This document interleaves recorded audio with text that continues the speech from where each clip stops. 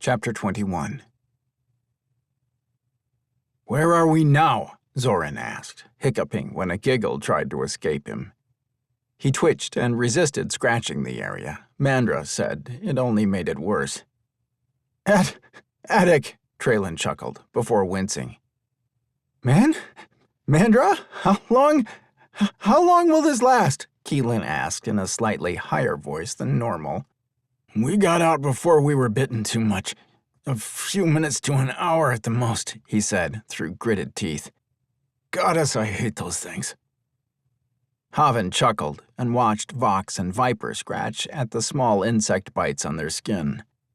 Paul and he were the only ones who had made it unscathed, thanks to the shield he had erected around their chairs. He glanced at the other men, who were fighting fits of laughter.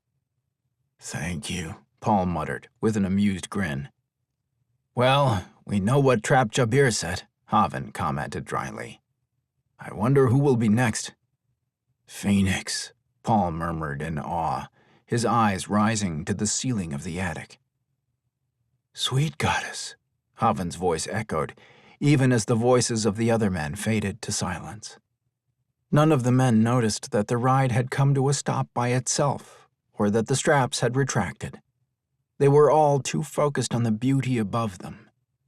One by one, they released their grip on the steering wheel in front of them and began to float upward toward the mirror of the universe.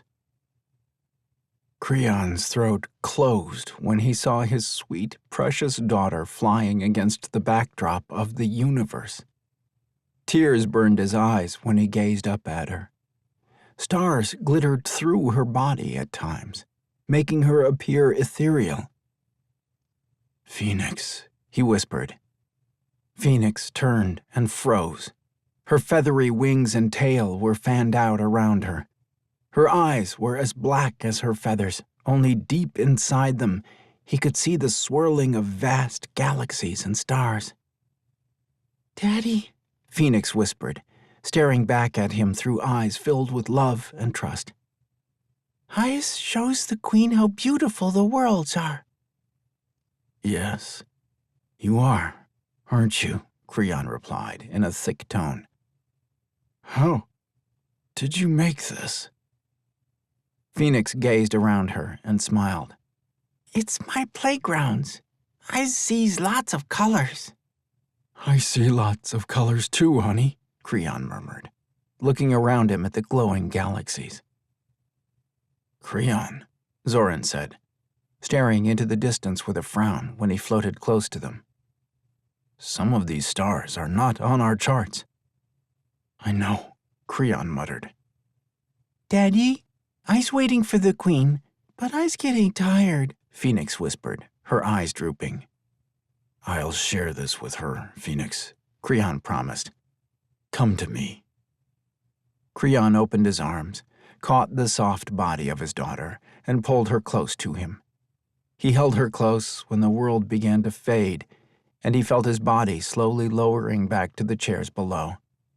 His arms wrapped protectively around her when he saw the shimmering golden figure tenderly watching them. The woman reassuringly smiled at him, but the feeling did not settle the unease inside him when she gazed sadly at Phoenix. "Creon," Zoran murmured when the spinning universe had faded and only the ceiling of the castle was visible. "Not now, Zoran," Creon replied in a thick voice, holding Phoenix tightly against him. "Not now." Zoran nodded and pulled away to sit next to his youngest brother. The other men had grown quiet, pensive. They had all felt the power of what Phoenix had created, but they had also seen a part of the universe that they were unfamiliar with. Zoran watched his brother rest his chin against the soft black curls of Phoenix's hair. She had shifted back to her two-legged form and was snuggled up against her father, almost asleep. "I loves you, Daddy," she whispered. "I love you, Phoenix," Creon replied in a husky voice. "Very, very much."